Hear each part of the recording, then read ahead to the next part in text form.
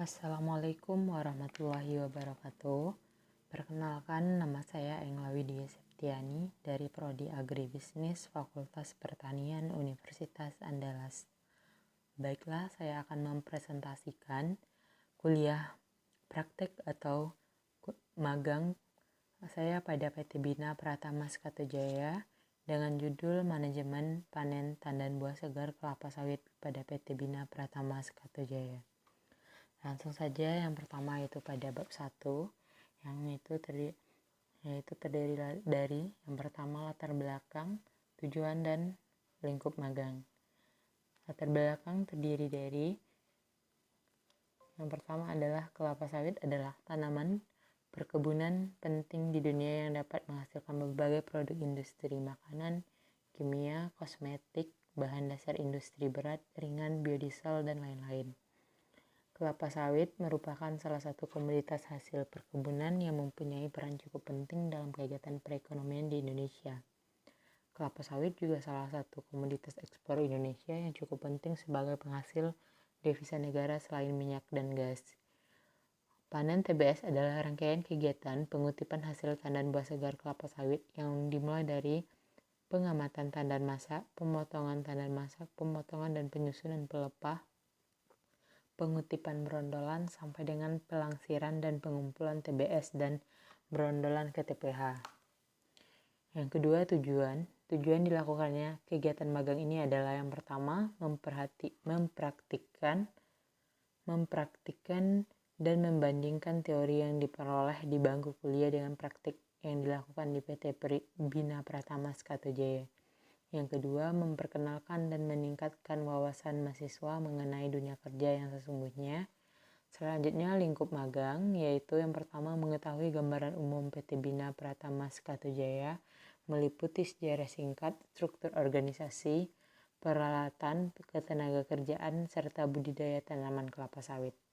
Selanjutnya, mengetahui dan mempelajari bagaimana manajemen pemanenan TBS kelapa sawit di PT Bina Pratama Sekatujaya agar dapat menghasilkan TBS yang berkualitas untuk dikelola menjadi CPO. Selanjutnya, bab 2 yaitu tinjauan pustaka. Yang pertama, terdiri dari kelapa sawit. Yang kedua, terdiri dari budidaya tanaman kelapa sawit. Yang ketiga, terdiri dari perkembangan produksi kelapa sawit. Yang keempat, limbah pabrik kelapa sawit. Yang kelima yaitu Palm Oil Milk Effluent atau POME. Selanjutnya bab 3 yaitu pelaksanaan kegiatan. Yang pertama terdiri dari profil perusahaan. PT Bina Pratama Sekatujaya Keliran Jawa merupakan salah satu cabang dari PT Inkasi Raya Group, di mana PT ini bergerak di bidang perkebunan dan pengelolaan minyak sawit.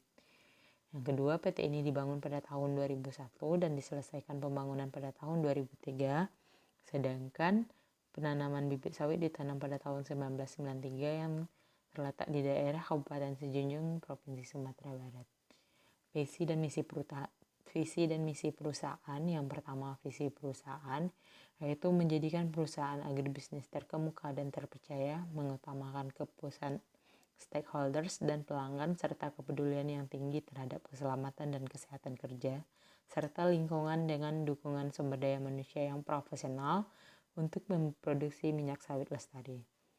Sedangkan misi perusahaan yang pertama, mengelola perusahaan dengan good management and strong leadership, memposisikan sumber daya manusia sebagai aset yang bernilai, serta mengedepankan kesejahteraan karyawan.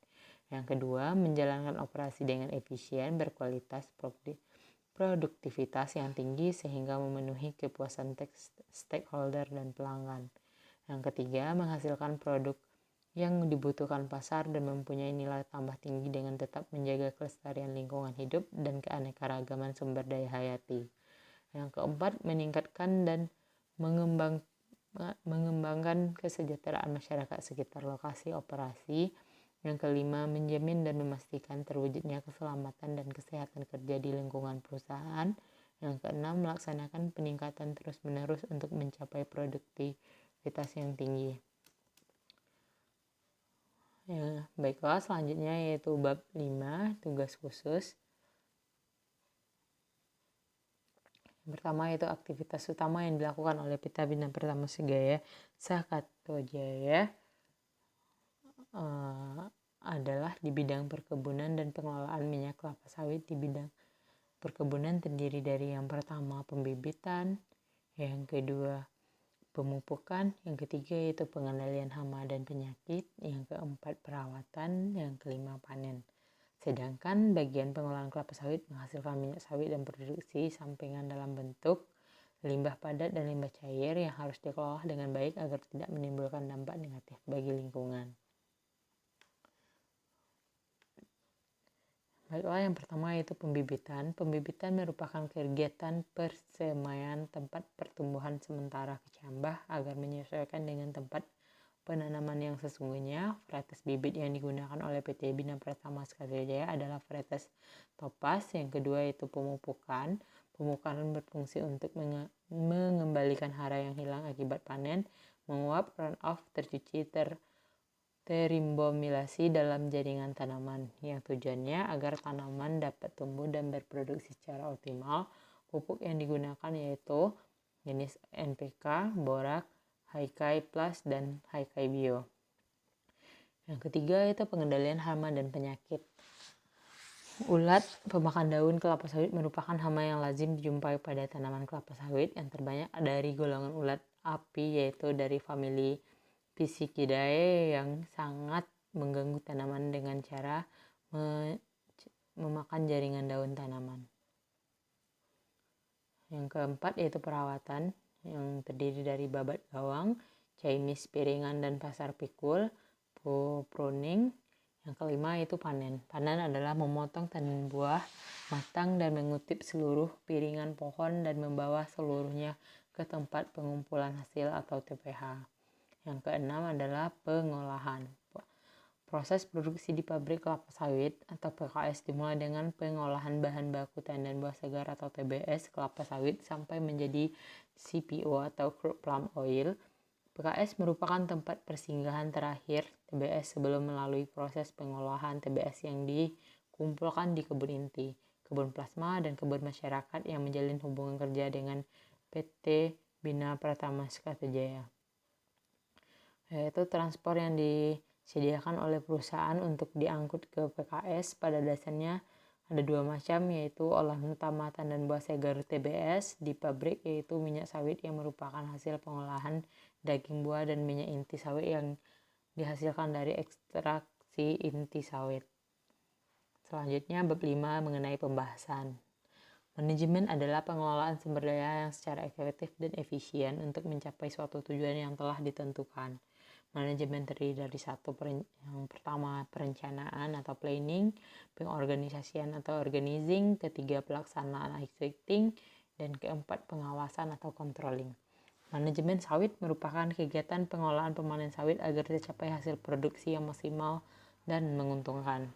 Nah, pemanenan TBS sangat diperlukan perencanaan dalam pelaksanaan panen agar buah yang dihasilkan sesuai dengan standar yang ditetapkan, dan pengorganisasian dalam karyawan buruh panen sangat penting sehingga pelaksanaan pemanenan bisa berjalan, dan pengontrolan dalam kegiatan pemanen sangat diperlukan agar TBS yang dihasilkan sesuai dengan ketentuan baik dari segi kualitas dan kuantitas buahnya. Panen TBS adalah rangkaian kegiatan pengutipan hasil tandan buah segar kelapa sawit yang dimulai dari pengamatan tandan masak, pemotongan tandan masak, pemotongan penyusunan pelepah, dan pengutipan perondolan sampai dengan pelangsiran dan pengumpulan TBS perondolan ke TPH. Norma teknis pemanenan. Yang pertama, tandan buah boleh dan harus dipanen apabila minimal sudah memiliki yang pertama 10 berondolan per tandan untuk areal bergelombang dan berbukit. Yang kedua, 15 berondolan per tandan untuk areal datar dan berombak. Seluruh tandan masak yang telah dipotong beserta berondolannya harus dilangsir ke TPH tanpa ada yang tertinggal. Yang selanjutnya, putaran panen harus dijaga pada interval 7-12 hari, yaitu yang pertama 7 hari pada musim hujan besar, 10 hari pada musim hujan sedang, dan 12 hari pada musim kemarau. TBS harus disusun di TPH dengan susunan berjajar atau berbaris. Yang pertama 10 tandan per baris, yang kedua 5 tandan per baris. Perondolan harus dikutip dengan sistem patok ayam dan dikarungkan di TPH. Selanjutnya, tangkai tandan harus dipotong pendek maksimal tersisa dari 2 cm dan dibentuk menurut kodok atau huruf P. Tingkat rendemen minyak minimal 22%, inti minimal 4%, dan kadar ALB asam lemak basah maksimal 3%.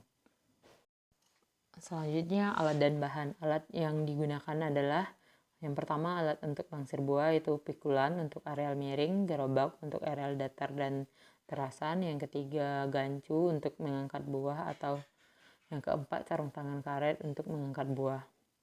Alat kumpul berondal terdiri dari kayu, ayakan, dan karung. Selanjutnya tentang perencanaan dan organisasi. Berdasarkan data dan informasi tentang kondisi areal dan tanaman dari hasil sensus dan observasi lapangan, maka dipilih dan ditentukan yang pertama standar kapasitas pemanenan dan kualitas panen yang harus dicapai. Yang kedua, perkiraan jumlah produksi TBS yang akan dipanen dan hasil panen per hari. Yang selanjutnya, sistem metode kerja yang akan digunakan baik dalam sistem ancak. Yang kelima, yaitu jenis alat yang akan digunakan, apakah dodos atau egrek. Yang keenam, rotasi panen dan pembagian kawasan panen hari menurut musim panen. Selanjutnya, yang kedua, disiapkannya semua infrastruktur lapangan yang dibutuhkan untuk pelaksanaan panen. Yang ketiga, ditetapkan struktur organisasi panen mulai dari estate manager, division manager, asisten panen, sampai mandor panen. Dibentuk regu panen sesuai dengan kebutuhan, di mana setiap 10-12 orang pemanen yang terdiri dari 12 orang pemanen dipimpin oleh seorang mandor. Selanjutnya prosedur kerja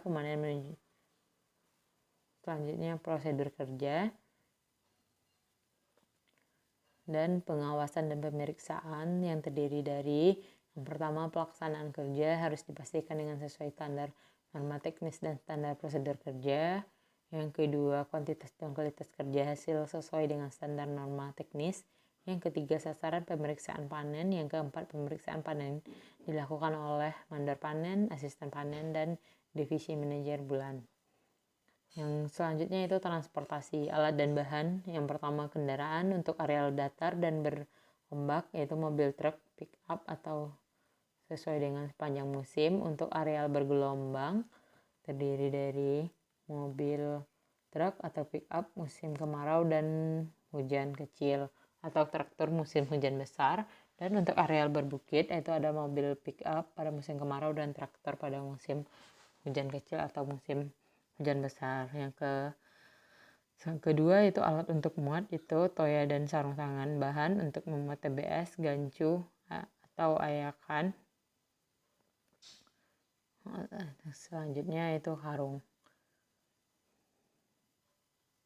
Selanjutnya, peramalan produksi, pengertian dan tujuan. Peramalan produksi adalah usaha untuk memperkirakan produksi di masa yang akan datang berdasarkan data-data yang lalu dan data saat ini, baik bersifat harian, bulanan, semesteran, maupun tahunan. Perkiraan ini dapat dilakukan melalui penghitungan tanda atau melalui penghitungan metode statistik. Tujuannya adalah yang pertama, sebagai bahan pertimbangan untuk membuat perencanaan kegiatan yang akan datang, seperti untuk merencanakan kebutuhan tenaga, kebutuhan alat, kebutuhan bahan, dan kebutuhan kendaraan, baik untuk pekerjaan pemupukan panen, transportasi buah, maupun pengolahan di pabrik. Selanjutnya, sebagai ukuran perbanding terhadap keberhasilan dalam pencapaian realisasi produksi tandan buah segar. Baiklah, demikian presentasi dari saya. Apabila ada kesalahan, saya mohon maaf. Saya sudahi dengan Assalamualaikum warahmatullahi wabarakatuh.